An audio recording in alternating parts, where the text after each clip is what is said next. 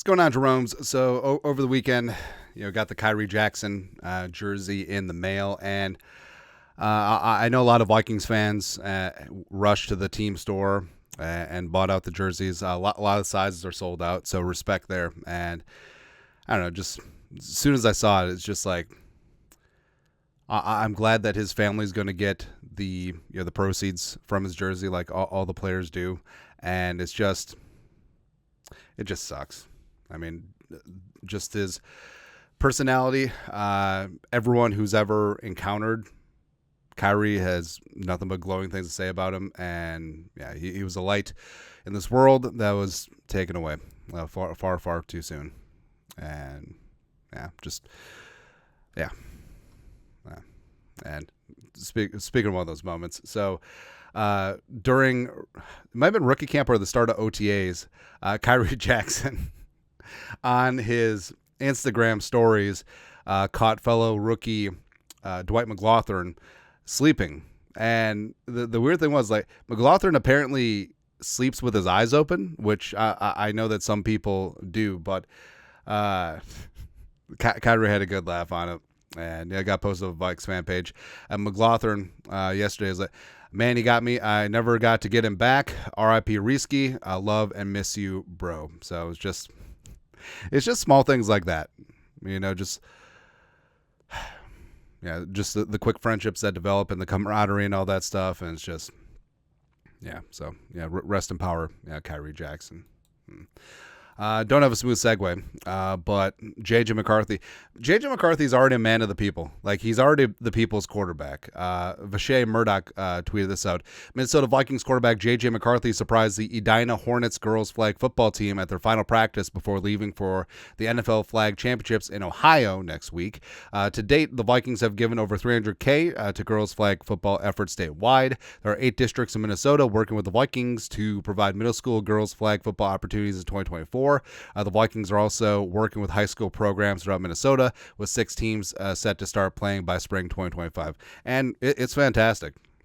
It's good to see. Just I think that the development of flag football, both for girls and for boys, is very good, because it's a fun game. But I know that some parents are very wary, because of the contact element. But just learning the game, having fun with it, it's really cool. And plus, with the emergence of like 7-on-7 and stuff, it's perfect. It's part. I feel like also, like, flag football getting in the Olympics. I feel like in a couple of decades there will be a separate sport. There will be tackle football and there will be flag football, or 7-on-7, or some sort of hybrid. But back on task. But McCarthy meeting with the team, you could tell that they were super hyped to meet the new future franchise quarterback of the Vikings. Also, as an Asian, I need to respect the slides with the socks. Now, a lot of people, like, it became like a trope in a meme. It's like, oh, socks with sandals, blah, blah, blah, blah. We don't want you anyway.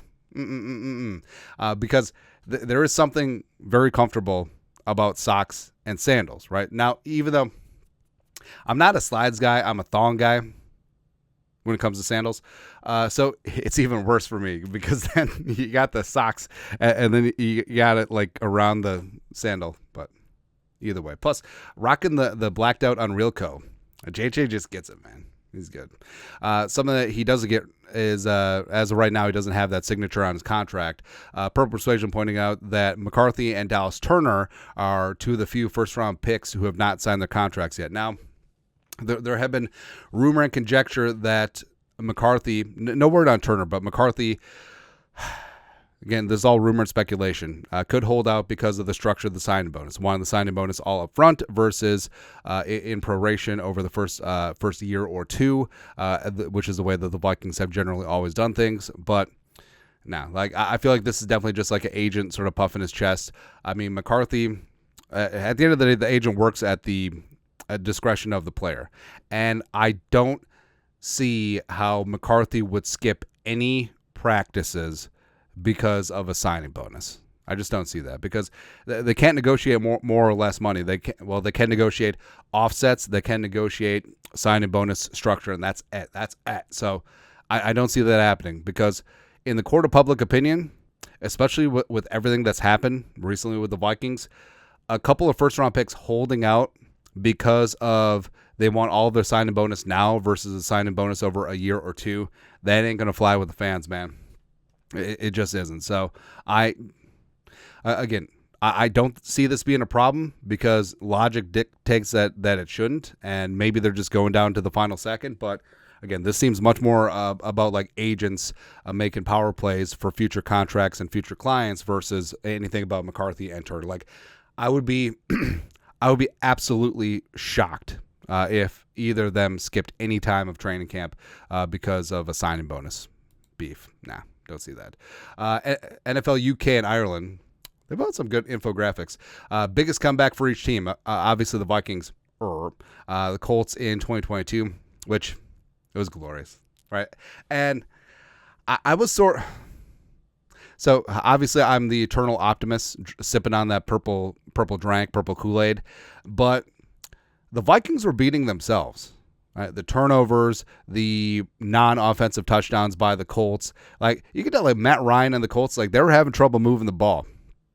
And the Vikings were able to catch lightning in the ball. KJ Osborne, really led the way there, and it was beautiful. It was glorious. It was a quintessential game for that era of players. Thielen made a big time play. Hawkinson caught a touchdown. Dalvin had the big time run. Jefferson obviously stepped up. Kirk Cousins was great in the second half, and then the defense got after things. Like it was the perfect game for that era and strata of players. But looking through, so biggest comeback for each team.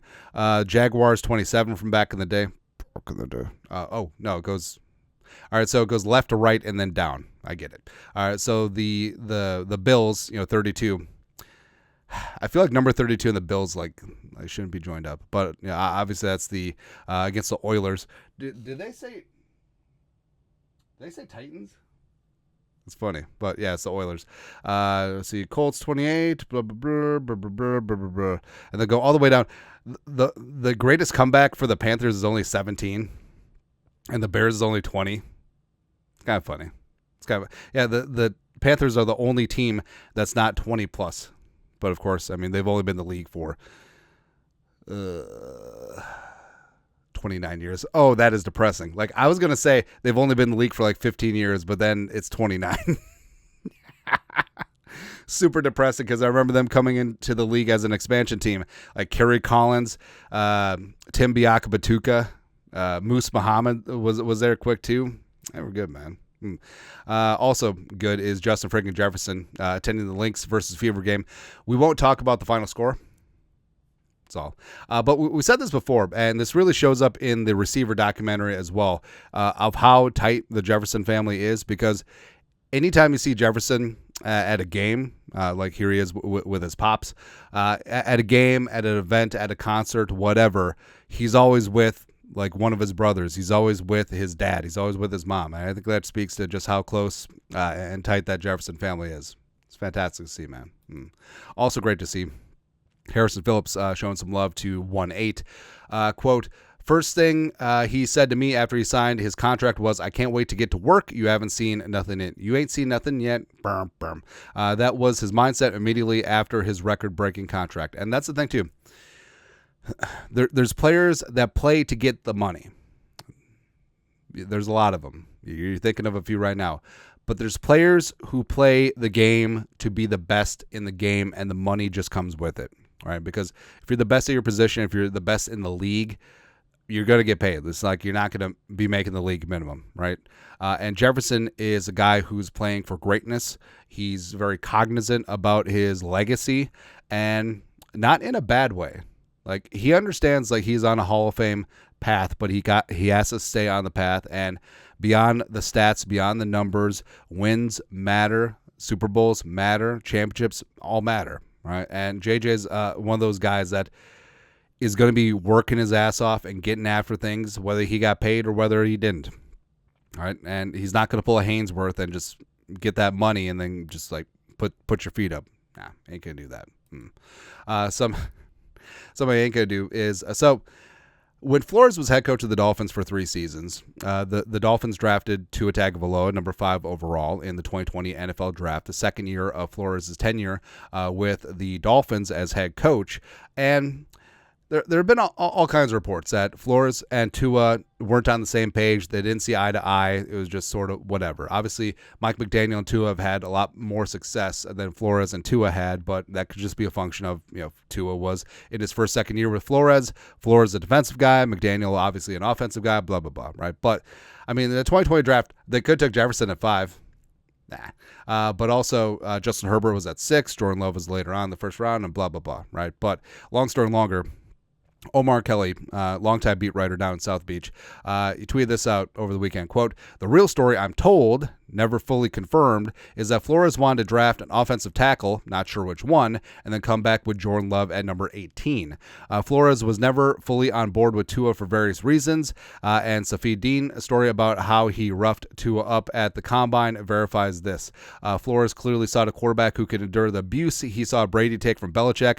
Not healthy, but it is what it is." So if you look like some of the behind the scenes, like the Belichick documentary and stuff, like Belichick and Brady, like it was a professional relationship, but Belichick could definitely get on Brady.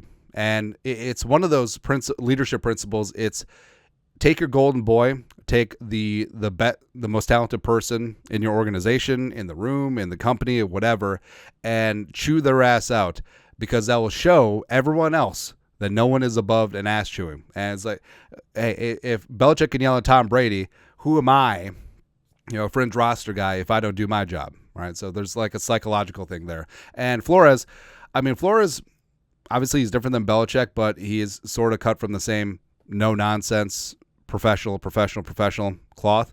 And he was probably going to have that same demeanor with whoever his quarterback was going to be. And, I mean, Tua's not a shrinking violet, right? I feel like Tua is overrated in some aspects, but he's underrated in a few other. And like mentally tough, I don't think is something that is necessarily wrong with him, right? Especially he played at Alabama under Nick Saban. I mean, Nick Saban is Nick Saban is one of the greatest coaches of all time. Well, he is the greatest college football coach of all time. I don't want to hear anything else. He's also not Mr. Sunshine when it comes to his players. So Tua had to endure that. All right, so I don't know. It's one of those things where if they had gotten the tackle and they had gotten Jordan Love, would Flores still be head coach of Miami? Who knows? Who really knows, man? Also, speaking of comebacks, we talked about a couple minutes ago, but 3013 put together this list. All-time best player comebacks ranked by Ian Valentino right over there. So Damar Hamlin won. Now, a lot of people criticize this, like Damar Hamlin was a starter, but he wasn't a star, and then he came back and he was a fringe special teams player, right?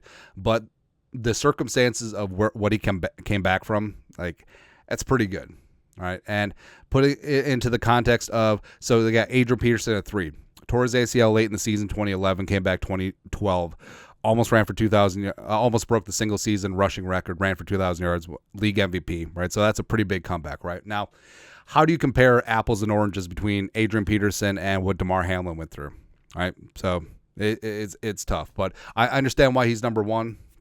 But in like a pure football context, I don't know. Peyton Manning. So Peyton Manning, before he died, essentially in Denver. I mean, Peyton Manning was.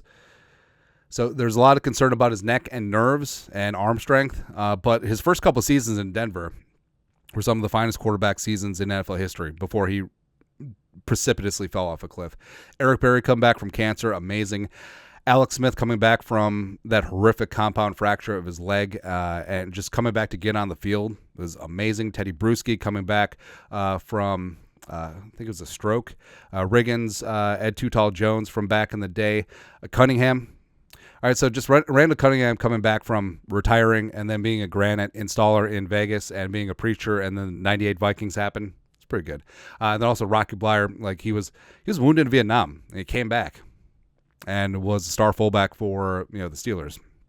So, I mean, I feel like even though Teddy never panned out on that first round potential, the fact that his leg fell off and he's able to come back and be a solid backup and spot starter in the league for the better part of a decade, I think that says a lot.